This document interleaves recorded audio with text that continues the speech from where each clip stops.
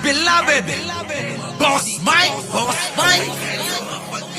Cervera.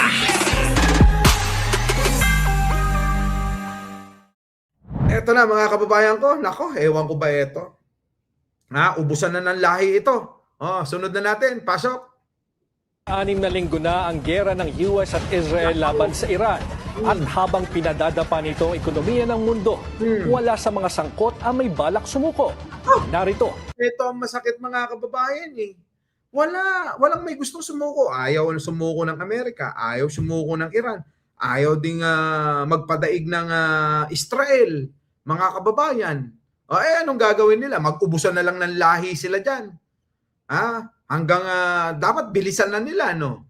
Para nang sa ganun mga kababayan, makamove on na kaagad tayo. Para isang bagsakan na lang yung hirap. Hindi yung inuunti-unti pa tayo. Di ba mga kababayan? Kung isang bagsakan, isang linggong digmaan nyo, kung sino manalo, matalo. Di ba? Kung sino unang mauubos, talo.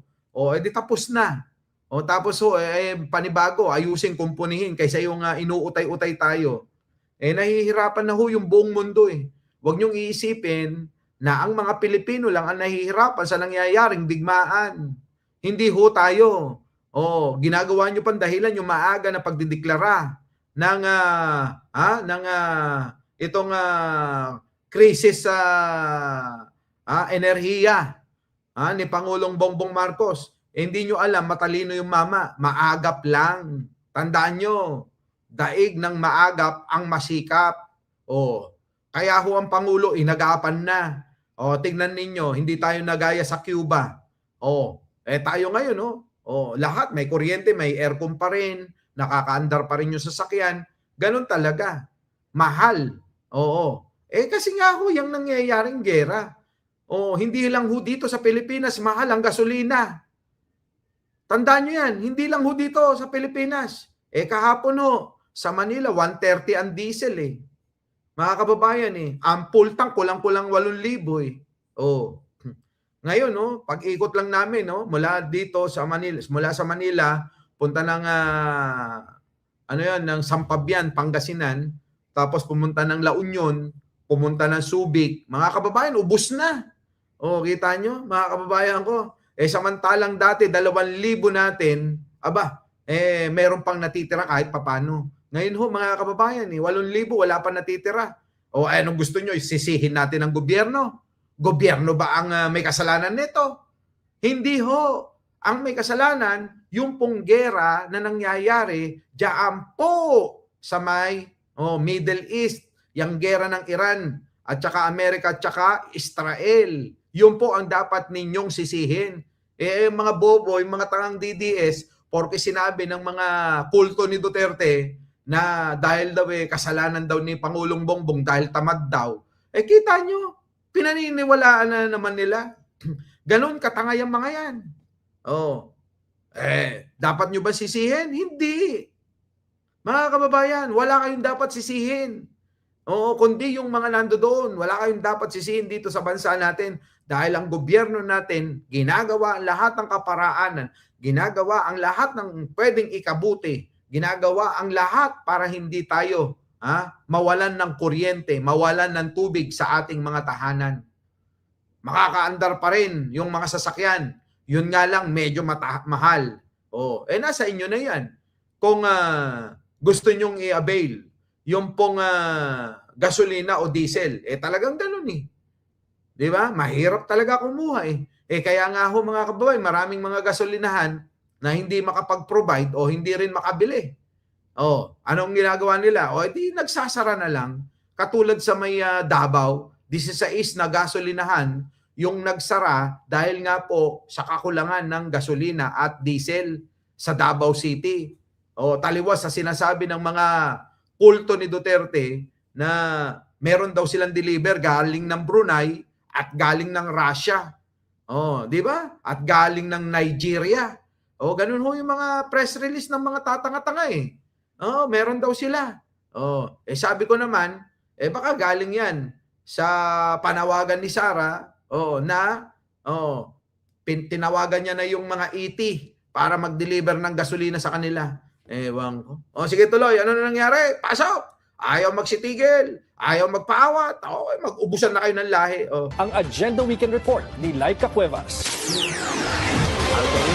Do not forget, if escalation continues, the entire region will turn into hell for you. Naku, Yan ang babala ng Tehran sa US at Israel. Kasunod ng panggigipit nito sa Iran para buksan ang Strait of Hormuz o aatakihin nito ang kanilang energy facilities. Nako. Sa kanyang Truth Social post, sinabi ni US President Donald Trump ha? na nauubos na ang 48-hour ultimatum niya sa Iran para makipagnegosasyon.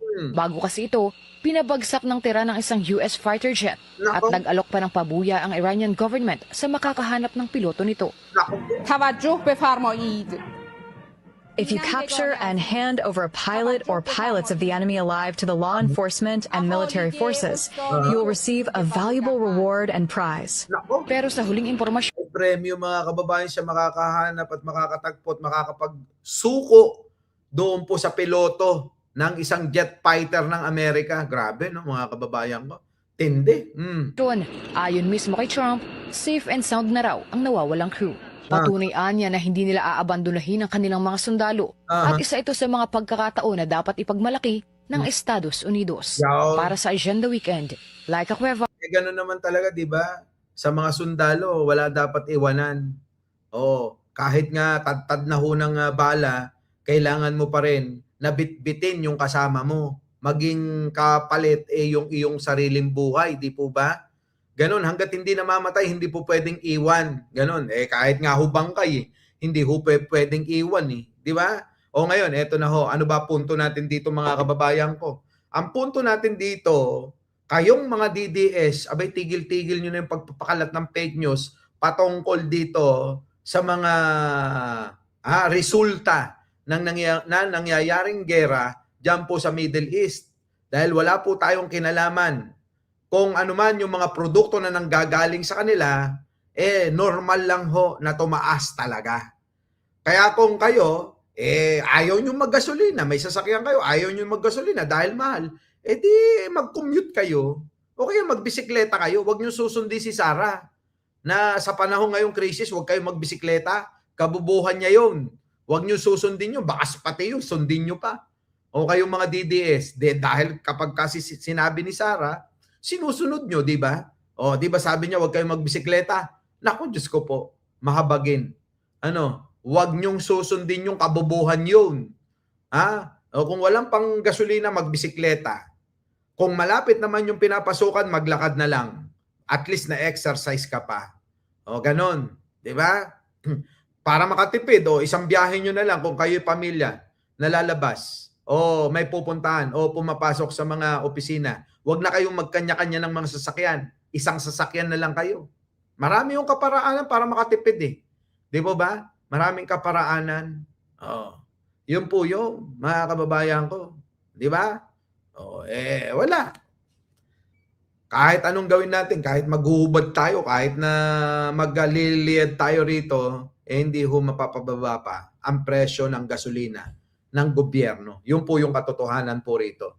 Kaya, sabi ko nga, kapag maikli ang kumot, matuto munang mamaluktot, mga kababayan. At hanggang dito na lang mga kababayan, babalik po tayo maya-maya. Opo, tayo ay magbe-breakfast muna.